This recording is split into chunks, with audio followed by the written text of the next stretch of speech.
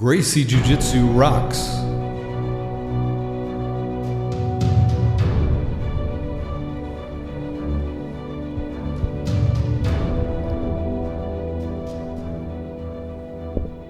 Welcome to the Gracie Jiu-Jitsu Rocks podcast, a podcast dedicated to Gracie Jiu-Jitsu and all things Gracie, including self-defense, competition, anti-bullying, women's self-defense and empowerment, nutrition, and most especially, the people involved in Gracie Jiu-Jitsu. This podcast is for the average Joe. It's for anyone who practices, trains, teaches, or just loves to talk about or hear about Gracie Jiu-Jitsu. We'll explore the lives of Gracie Jiu-Jitsu practitioners, how they got involved in the art, and what effect it's had on their lives. So buckle up and enjoy the ride.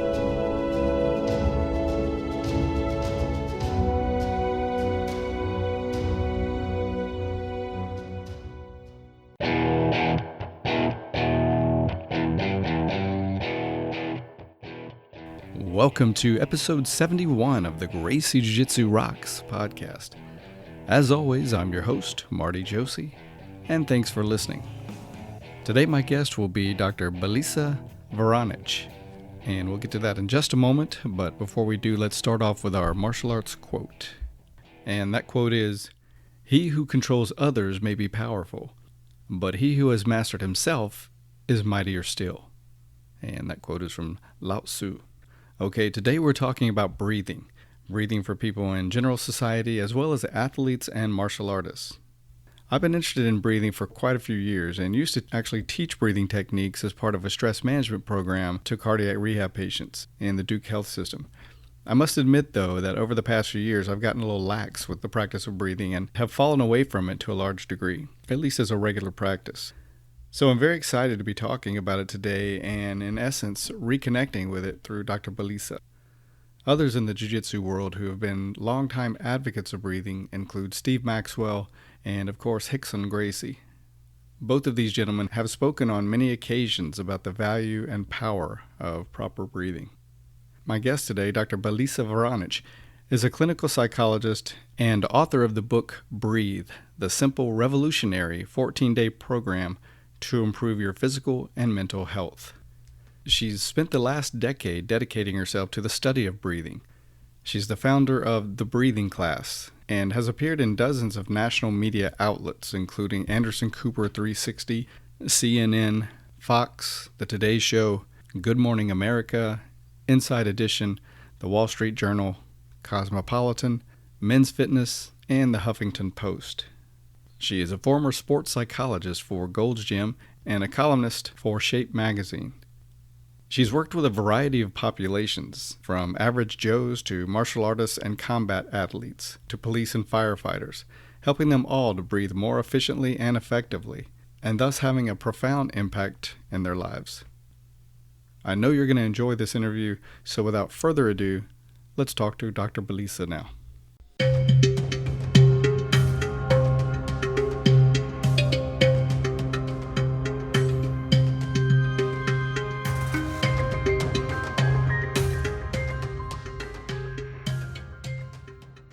Okay, I'm speaking with Dr. Belisa Vranich. So welcome, Dr. Belisa, and thanks so much for taking time to speak to us today. Hey, it's a pleasure to be here, and you pronounce my name perfectly, so how can I not be here already? Yeah. All right, good. I'm really excited to talk to you today because I believe your work is not only very exciting, but very important, especially in this day and age. And so if you would, to get us started, would you start by just telling us a little bit about yourself and how breathing and breath work became your life's work? Sure. So I'm a clinical psychologist by trade and specialized in child psychology, actually.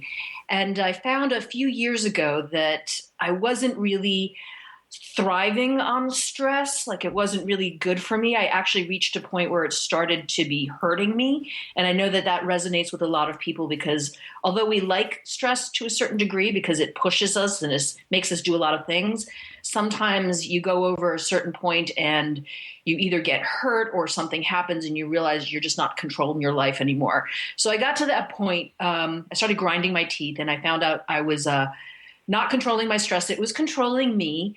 And I looked for something to help relieve stress. And most of us go to, getting a drink or going to yoga or, something, taking a run. I went to yoga and we were doing breath, just patterns and different types of breathing in yoga. And then we would do the yoga practice. But I found myself really loving the breathing that was happening in yoga.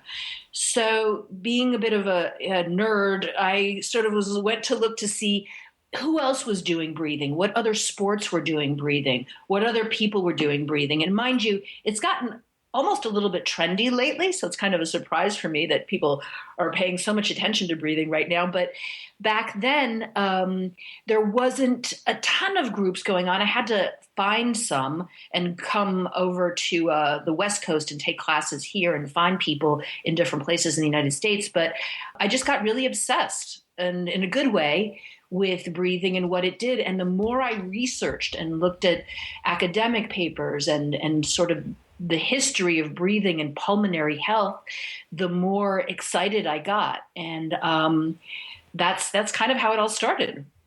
Oh, that's cool. I think that you're not alone in that. I know when I was exposed to yoga, I liked a lot of things about it, but especially the breathing really resonated with me as well. So describe how most people in our modern society breathe and why this isn't ideal and what a better way of breathing would be, Dr. Belisa. Sure. So I actually want you to do this right now. Okay. Wherever you're sitting is come up to the front of your seat, sit up really straight. So make sure you have really good posture.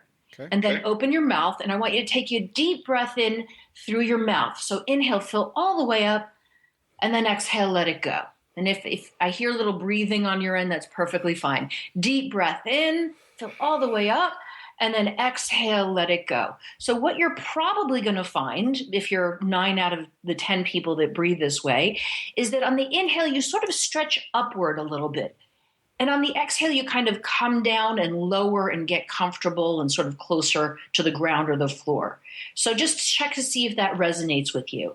Probably your shoulders move up a little bit, but the movement is definitely up and down. Yeah. Is that what you're doing? Yeah, for sure.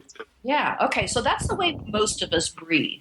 And the fact is that, and I use this word all the time because it's just perfect, is that it's anatomically incongruous, which means that you're breathing in a way that makes absolutely no sense with your body, that your body was never meant to breathe up and down. And in fact, if you look around at every other animal on the planet, and I do mean like every animal, so just look at your dog right now or your cat or whatever, your fish, whatever animal you have, and they're actually breathing horizontally. They're expanding in the middle and contracting in the middle. So we have gotten in this bad habit due to several factors of breathing up and down when it actually makes no sense at all. So that's the bad breathing, and the good breathing we should be doing is pretty much look at, look at Fido or Spot or whatever animal you have and just inhale and exhale. They're breathing in a completely different way than we are and the way we should be breathing. The same with babies, right? Well, I don't use babies because babies actually have no choice. They don't have the they don't have the postural muscles. But if you look at, say, a 5-year-old, you look at a 5-year-old and they have no problem. Their little bellies are out. Right. They take a deep breath in, their little bellies expand and then contract a little bit. And what's interesting is that if you then look at that same child at about 10 years old, they're now mimicking us and breathing up and down. So kind of crazy. Yeah. So why is it better to breathe through your belly and horizontally? And why do so many of us fall into the habit of breathing vertically? Vertically. Okay. Well, first of all, is that the biggest part of your lungs are down there. So if you take your hands, and when I teach in a really kinesthetic way. So take your hands and put them in the front of your body low, like where your ribs end down there. Now that's where the biggest part of your lungs are. It's where the most oxygen-rich and dense part of your lungs are. So when you breathe vertically, you're actually not getting and you're not using the biggest part of your lungs. You're using the tiny little nubs that are on the top by your collarbones. So when you breathe vertically, you actually have to take more breaths. That is, breathe faster to get the air that you need. And you know that fast, shallow breathing is not good for you. The other thing that happens, of course, is that your neck and shoulders hurt. And most of us, get massages. And then the next day, and I'm rolling my shoulders right now as I say that, the next day you wake up and you're like, wait, I felt so great yesterday. What happened? And what happened is that you continued to breathe with your neck and shoulders. Although it's a tiny movement, you're doing it thousands of times a day, millions of times a year, and your neck and shoulders were never meant to be primary breathing muscles. They're just neck and shoulder muscles. And then finally, when you're breathing vertically, this is really interesting to me as a psychologist, is that you're putting yourself into a mild state of anxiety. So just mild. So if you already have some anxiety because life is complicated nowadays as it is, and you add sort of a baseline that's mild anxiety, you're going to feel stressed out all the time. So your vagus nerve, and vagus is Vegus, not like Las Vegas, but Vegas. It means wanderer in Latin. And it's this really cool nerve that starts at the top of your head and it sort of fans out all over your body, down your shoulders, chest, around your belly. And when you're breathing with your neck and shoulders, the vagus nerve hears that you're in a state of danger, or at least that you have to be alert. So your heart rate is up, your blood pressure is up, your cortisol, that stress hormone you don't want, is up, your immune system is down. So you're breathing with your shoulders, and that's how your brain knows how to feel. And it's really interesting because I'd never had it explained to me. I didn't really quite understand how your brain decided how to feel. I thought it was what was going on around you, the smells, what you were seeing, things like that. But the primary way your brain decides how it's supposed to be feeling is how you're breathing. Mm-hmm. So when you breathe vertically, it's going, be alert. Things are not okay. Things are not safe. Put you into a slight state of fight and flight. Mm-hmm. And that's how we get stressed out. Now, when you go ahead and change the breath to that horizontal breath, not only is it a more efficient breath, which athletes need to know because you want to take, the time that you have in your corner or the time that you have to rest before another interval, you want to make sure you're taking a good deep breath. But when you breathe horizontally, your body hears the opposite of fight and flight, which is what? Calm and relax. Yeah, it's actually rest and digest. So, which is funny because the first time somebody asked me, what's the opposite of fight and flight? I thought, what do you mean there is an opposite? I always thought it was you're either fighting or you're running. There's no in between. That's how I grew up. And so actually it's rest and digest. And it speaks volumes that most people don't have the words rest and digest on the tip of their tongue. So if you think about the two ailments that, when you sit around with your friends, if you're really close, or with your family, that everybody's complaining about, oh my God, I can't sleep. Can you sleep? Oh no, the chatter. I was up all night. And then the other one is, can't digest, acid reflux, constipation, rest and digest. Now, if you're never in rest and digest, why would your body be resting and digesting? So there's a couple other reasons, but those are the main ones for that horizontal breath. Wow. And those are huge. And, you talked about the fight or flight and being in kind of at least to some degree, a moderate level of anxiety or heightened alertness for most of us in this society. And I think that's really important because it's a bit like having one foot on the gas and one on the brakes, and it eventually just wears us down. So I think that's a pretty common thread for a lot of us because of the not as big stressors, but the consistency of those all around us. And that result is us, holding that tension in our frame, in our lungs, in our physiology. So I think this breath work is so key in helping us to release some of that. Yeah, exactly. You're right on target. It's that it's not that we have big stressors all the time, although some of us do. Mm-hmm. It's the constant stress that there's never moments of being completely calm and completely quiet, even if it's just for a couple seconds throughout the day. And that's how our stress is different. Because I have people ask me, well, are we just softer nowadays that we can't put up with our stress? Or, what's going on that stress nowadays is so much worse than, when I was a kid? And the fact is that our stress is constant. And it's sort of that we're so used to living and breathing in this constant stressed out state that we don't even know any better. So true. So true. So what environmental factors come into play with this? Like, for example, the furniture people sit on, the couches and the chairs. I know for me, I've noticed people, the big bulky type, soft cushiony couches and chairs tend to make people just kind of collapse into them, which I know affects your breathing. Can you speak a little bit to that and what other kind of environmental factors contribute to poor breathing? I love that. I love that you bring that up. I've never had anybody bring that up. That's fantastic. It's true. And you know what? I was sitting. I spend a lot of time on airplanes, and I was sitting in the airplane the other day, and I thought, this is the most uncomfortable chair. Really, who does the testing on these chairs? Because it's the same thing. It's sort of curved inward. So you're forced into this curled forward with your shoulders forward and your neck forward. Like, I don't know who designs these things. It must be because you can put more of them on a plane.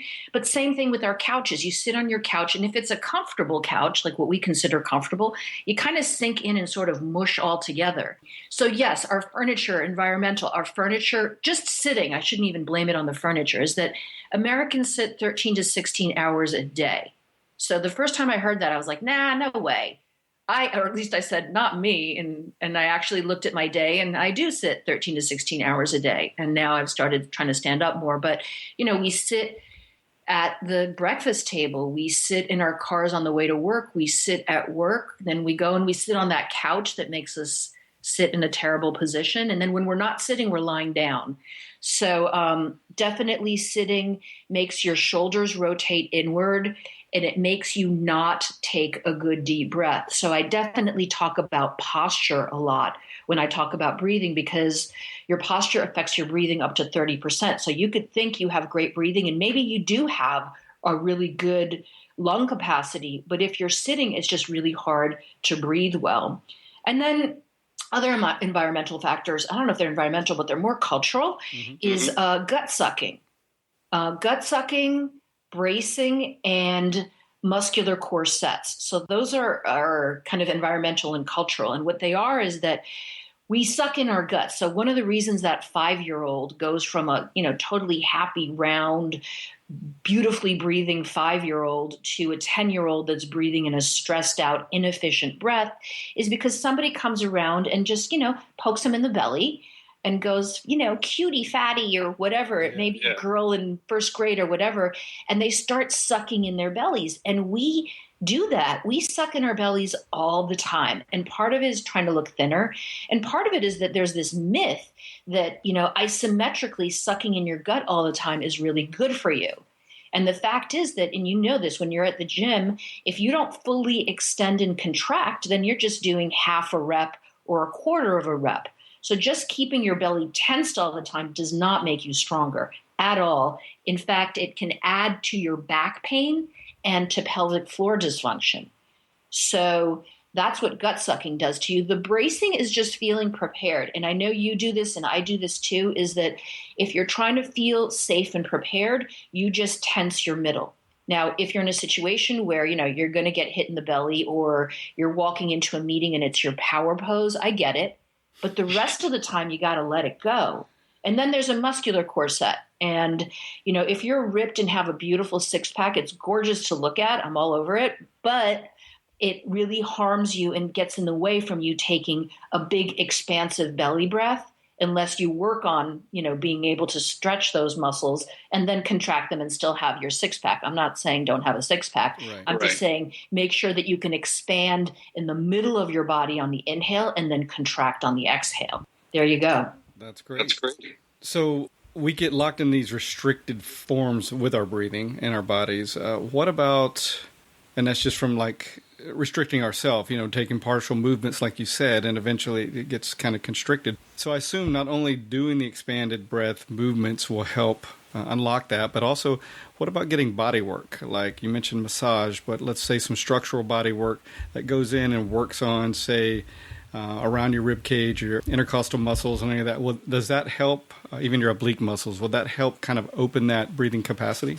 Sure, you can definitely get work done. But what's interesting about the diaphragm is that most people don't understand it and you can't really get to it. It's kind of tough to get to. So I do have people take their fingers and roll them underneath your bottom rib in the front of your body and just become aware. Like we're dumb as far as what we've done with our breathing, but if you give us good information, we're pretty smart.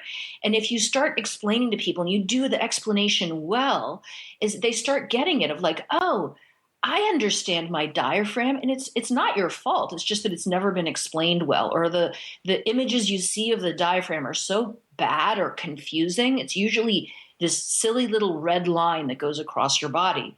And you just grow up thinking, well, how could that possibly be important? It's just this little red line that goes across the body. So usually when I'm in class, I take a vegetable strainer. And you know, the kind that you put broccoli in and you just steam your vegetables. And I open it up and turn it upside down. And I go, this is the size of your diaphragm. It's the size of a Frisbee or a small pizza. And everyone sort of goes, oh, I kind of knew that, but I hadn't really seen it or thought about it.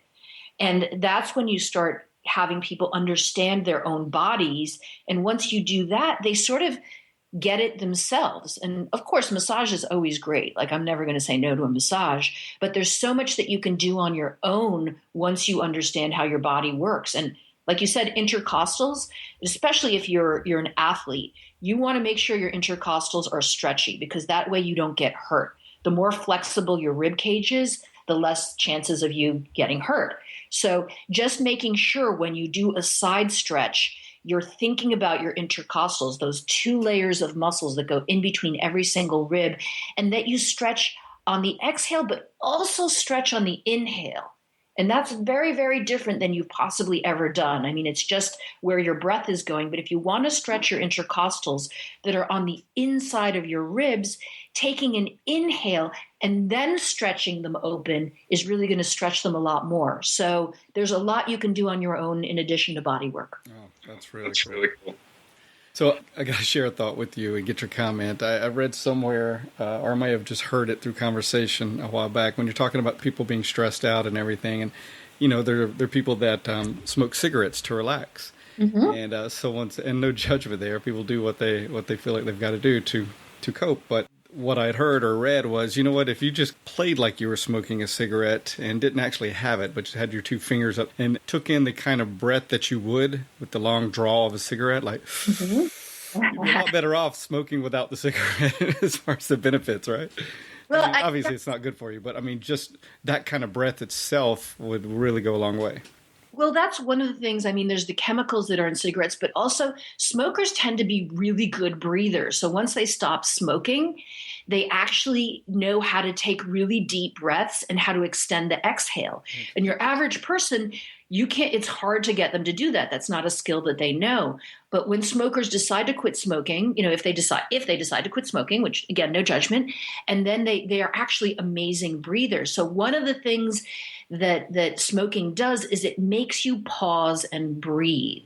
So yes, part of it is the chemicals, but the other part is that your body goes, oh my gosh, it's a deep breath. Usually they are using their diaphragm because they're drawing in air and they're extending the exhale. So I have people who come in to see me because they're trying to quit smoking. And, you know, you take one of the best ways to quit smoking is that you take a really low dose of a medication I like because it works, called Wellbutrin or Zyban. And I'm not endorsing them and I don't get paid from them. It's just I've been around and try to help so many smokers that this works. You take a really tiny dose of that and you keep working on your breathing so you still get the effects of that awesome deep breath that you didn't know you learned how to take, but that you know how to take, and you can quit smoking. You need to be, I like having my patients be on that really low dose for a long time because smoking is a habit that's really hard to get rid of. So just, stay on that medication a little bit longer than you would normally, even if it is 6 months or a year, because there's not a lot of side effects, if any, that are uncomfortable, and you're not smoking. But with smokers, once they stop smoking and that deep breath they know how to take, it's really interesting to see compared to your average person. They really know how to take a deep breath and they know how to exhale as well. Wow. Very interesting. So, Dr. Belisa, let's shift a little bit and talk about some of the classes that you teach, and kind of generally hit on some of those, and then I want to spend more time on the specific one about for the Warriors. So, if you can share that with us. Sure. Well, I teach classes for all types of subgroups. So I have stressed out type A's. And I mean, I actually do call the class that because let's face it, you know when you're a type A and you're stressed out. I have a meditation class called Meditation for People That Can't Meditate, because a lot of us would like to meditate, but we can't. I have classes for moms, for golfers. It really spans on what people want to do as far as breathing and meditating.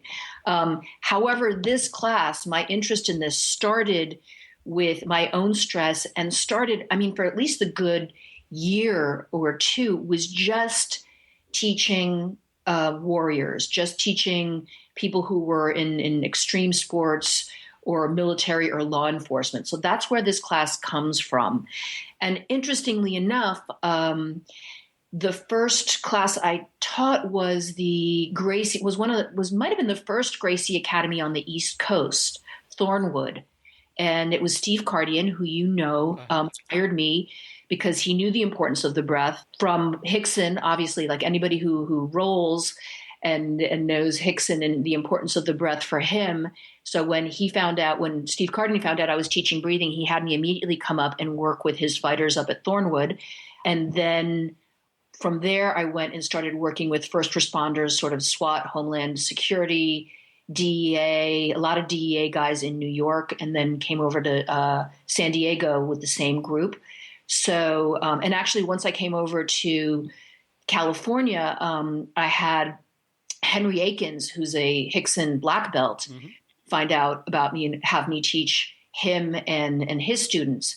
So that's sort of where it all started. And that's one of my favorite classes to teach. Right now I'm teaching a lot of kids, interestingly enough, and still teaching a lot of fighters. And then, subgroups. I have moms that want to learn how to breathe because they're not taught how to breathe for birth anymore. That's kind of interesting. But warriors and extreme sports and CrossFit that's a super fun group to teach for sure. So how's the approach different with those type people, warriors and like combat athletes, people like that, as opposed to kind of the general segment of the population? Oh, completely different. Your warriors are going to want to do the exercises, until they throw up.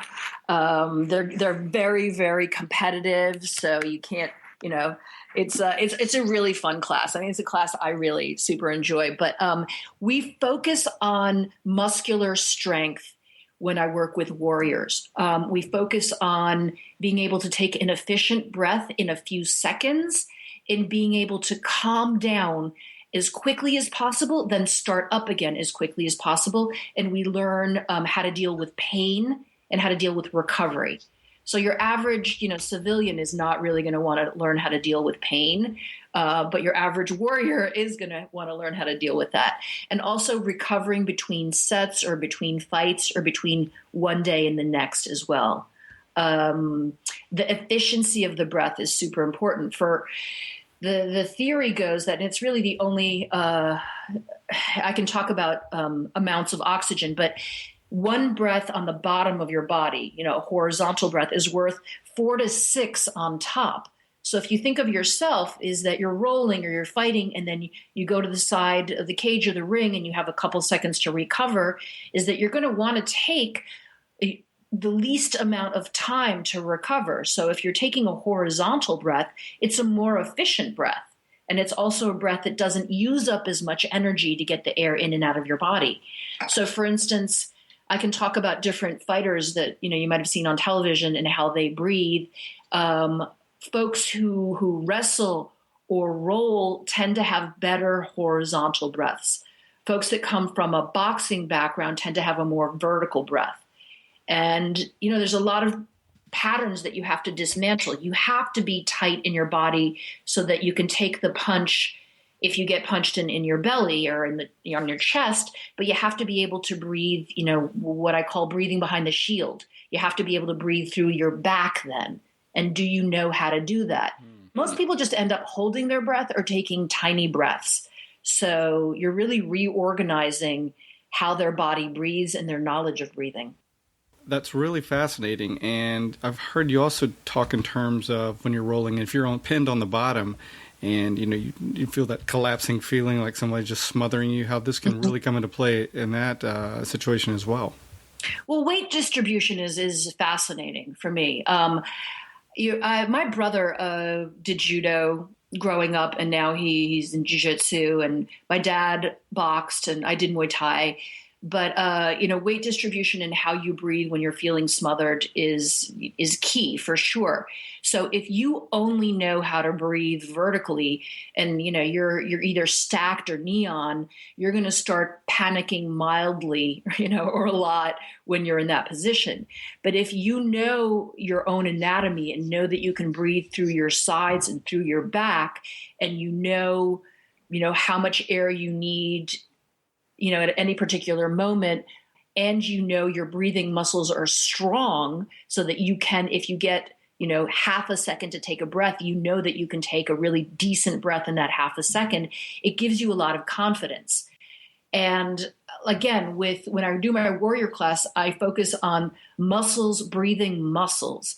No one does this. You will never hear of anyone talking about breathing muscles. There actually is one person in England who wrote a book called Breathe Better, Perform Better, but she doesn't teach exercises for breathing.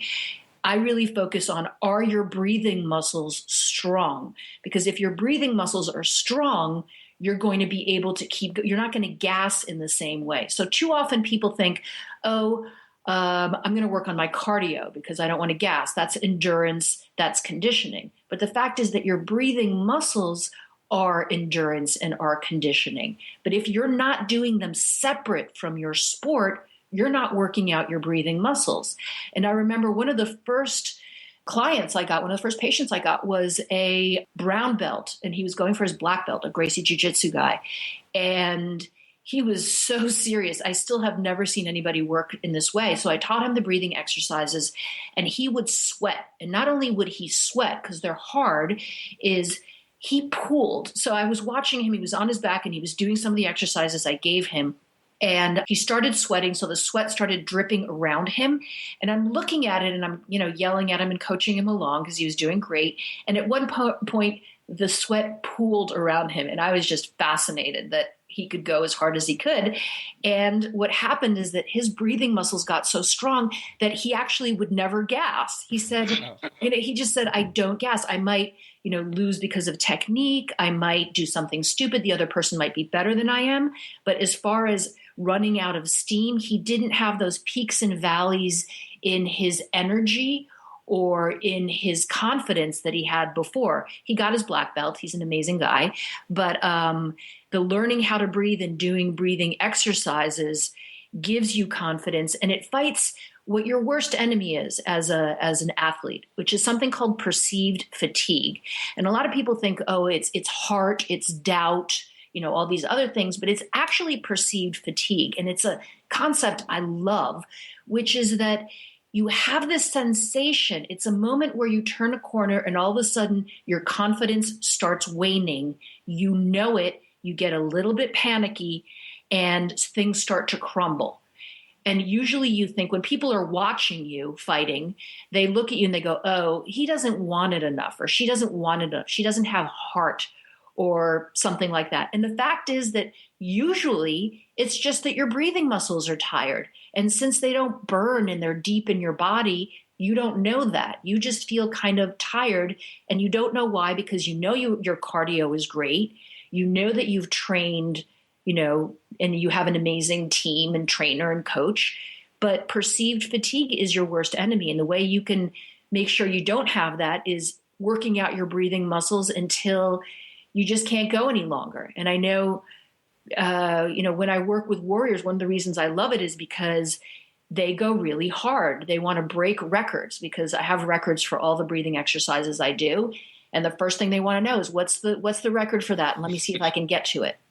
Always pushing you to try to top it, right? Yeah, it's a good attitude. That's cool. So when working with the grapplers and other martial artists, breath work is really important, but you mentioned boxing and, the boxers, like you said, have to be tightened up to take a blow, or kickboxers, but also be breathing. And can you talk about how that kind of breathing comes into play? And then you have karate and everybody, they do a loud ki and exhale when they punch. Talk a little bit about how those relate and are different. So usually what happens is that you should be exhaling when you strike. In every sport, you should be exhaling when you strike. So, there's a parallel between boxing and tennis. If you're striking, if you're hitting something, you exhale. And sometimes people won't. Sometimes people will hold their breath. In martial arts, it's tough because you may have to be bracing, but you also want to use the exhale for your strike, but you don't want to be left with no air in your body. So there's a very delicate balance between when you inhale, how much you inhale, and what's going on around you.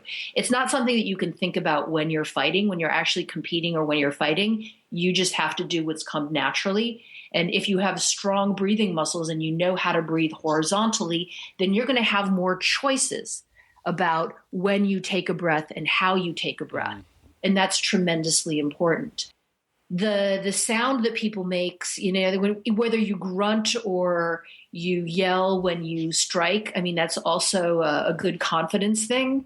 But the horizontal breath is really, I do things really simply, and I like getting the biggest bang for your buck, really, as far as teaching.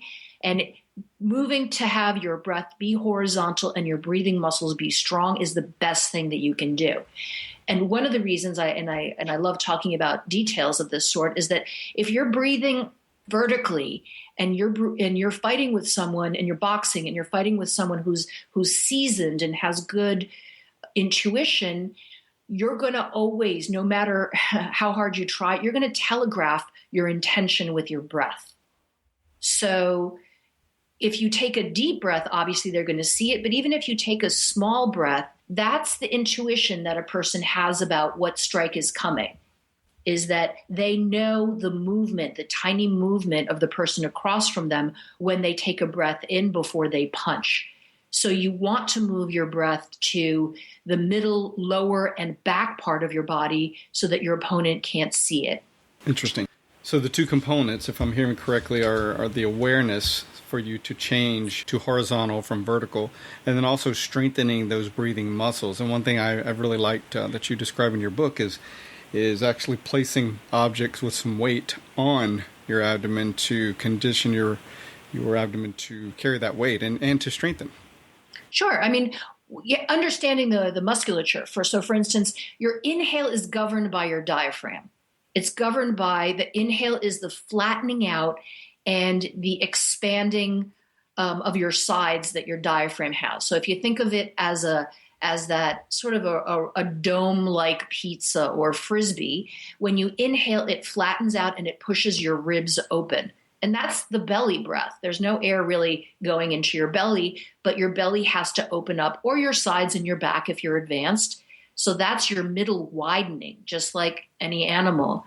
And on the exhale, your diaphragm actually domes up again and your body narrows. But the exhale is governed by your intercostals, your obliques, all your ab muscles, and even your pelvic floor. So understanding that those are the muscles that are working is tremendously important. And also, if you're talking about body weight and gravity, is that you are much more, you have much better balance if you're breathing with a lower body breath. So think about it, 2 inches underneath your belly button, that's pretty much where, in Chinese martial arts, that's where your lower dantian is. That's where your second chakra is. That's in yoga. It's where your intuition is, supposedly. It's where your anatomical middle is. So if you're breathing low, you're going to feel a lot more balanced and you're going to be harder to knock over.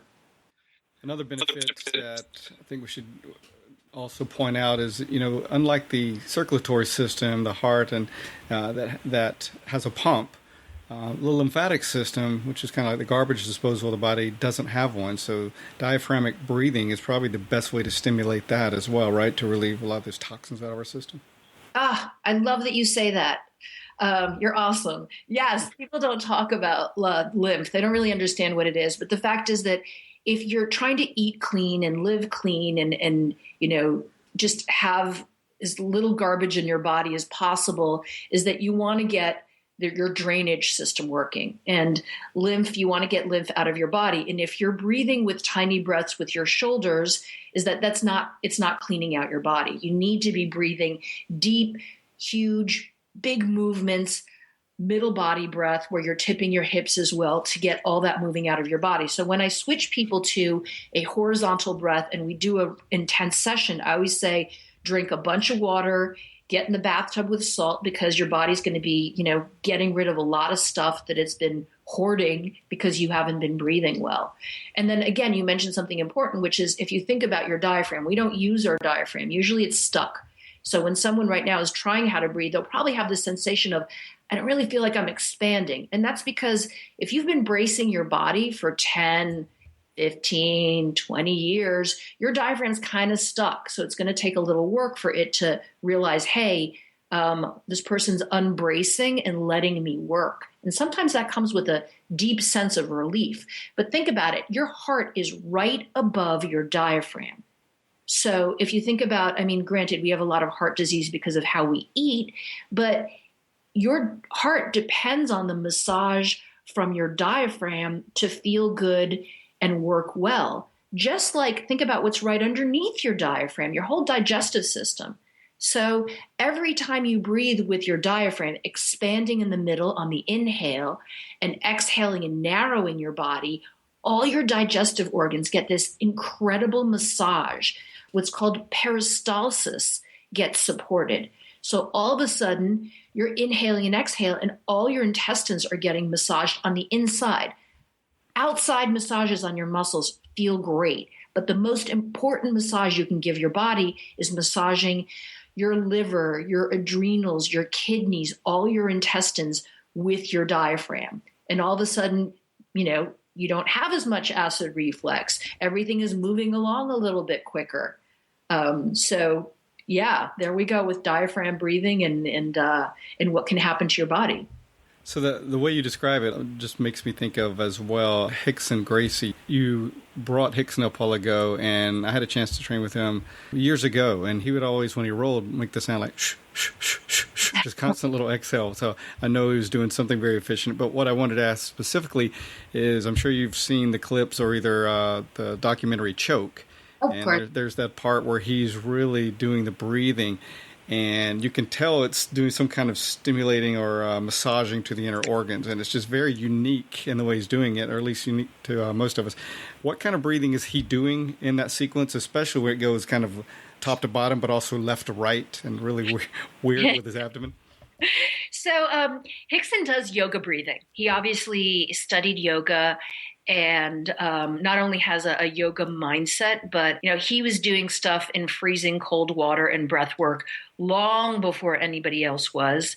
And he realized the immense positive effects of doing yoga breathing and stretching and all kinds of things. So it's funny, I used to know exactly where that was in Choke. It was like at 30:24, I knew exactly where that was. But so what he's doing, the one breath that he's doing is called bellows breath.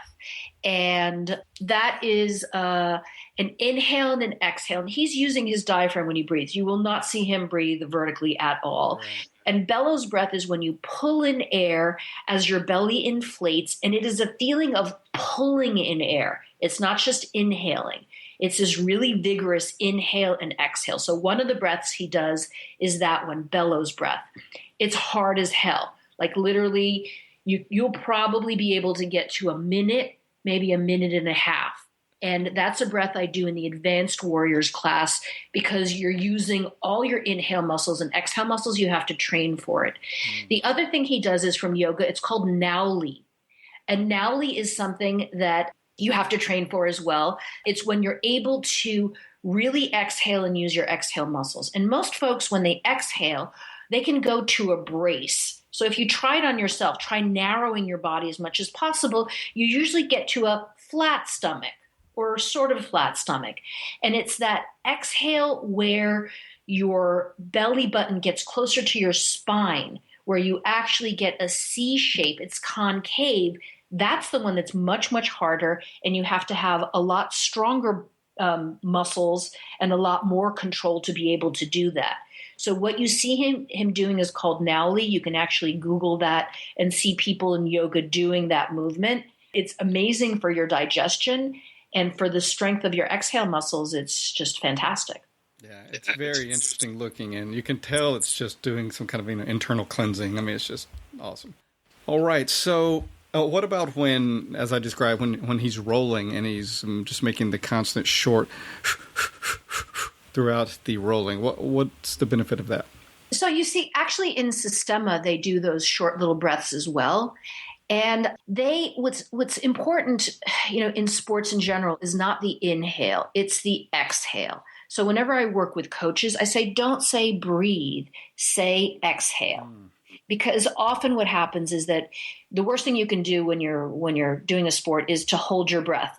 But unfortunately, that's what we do often when we're stressed out. So doing that exhale makes you reset, especially if you do the exhale and you narrow your body. So make sure that you're not exhaling and your belly gets taut. It's exhaling and your body gets narrow. So it's a reset, and it actually just gets all the carbon dioxide out so that you can take a big, deep breath in. So it has a nice auditory kind of angle to it so that you hear yourself reset. And like I said, they do it in Sistema as well. It's usually 3 exhales. I've actually heard Henry Akins do 3 exhales as well. But it's a reset. So it's a mental thing, but it also stops you from holding on the inhale when you're bracing. So it makes you think about your breath.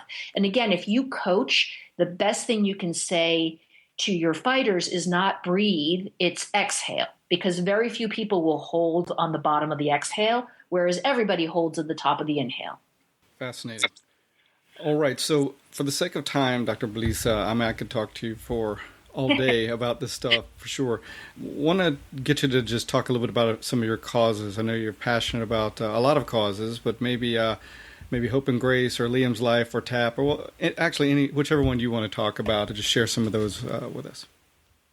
You know what? I'll just talk about my top 3 right now, which is Liam's Life. And if you haven't signed that petition, it's on my website. It's on Marcus Kowal's and System Jim's Facebook page as well. Terrifically important. It's to change the drunk driving laws and promote organ donation.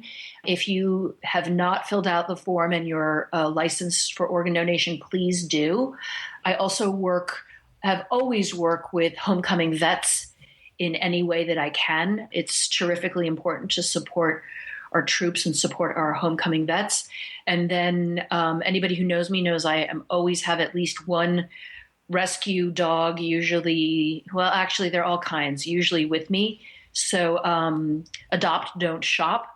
That's kind of the 3 causes I work with. And I'm always doing volunteer work and, working with local libraries as well. I think it's really important to support our local libraries, which is why when I tell people, people ask, where can I get the book? I say, you can buy the book. I don't care. I mean, it's lovely for me. Thank you. But go to the library and take it out if you don't want to buy it. Of course, my publisher hates that. Yeah, sure. But I don't care. And if you have a library and they don't have my book, let me know. I'll send them one. So, there we go in a nutshell. Awesome. Your causes are very important, obviously, and it's so great that you are passionate about those.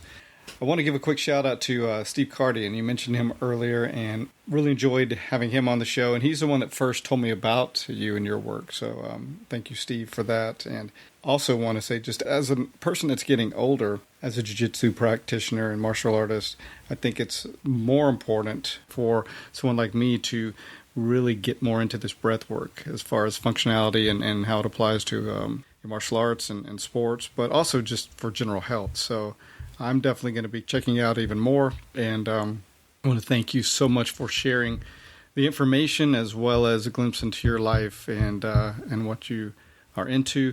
Anybody you want to shout out to or thank or anything before we close, Dr. Belisa?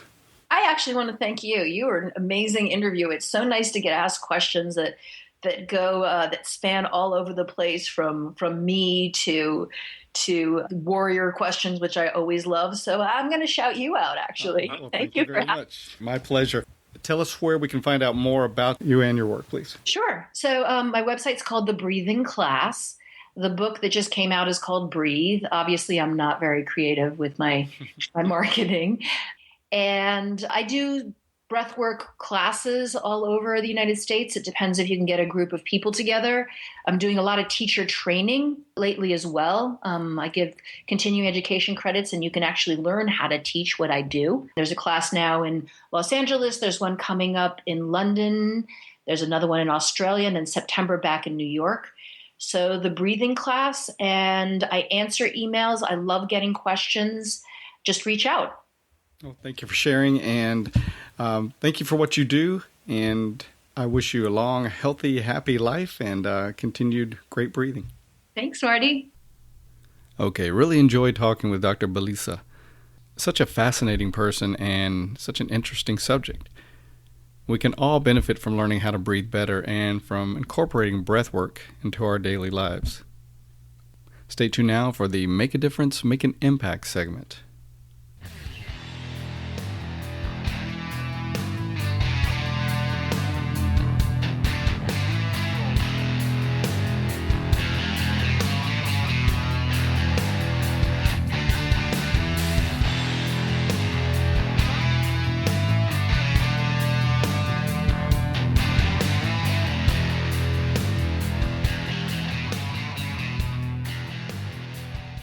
Okay, time now for the Make a Difference, Make an Impact segment. Today's topic, self-awareness. So there's a story of a man who has two sons, and they all love to play tricks or pranks on each other. One day, as a practical joke, the kids decided to put Limeburger cheese in the dad's mustache as he was taking a nap.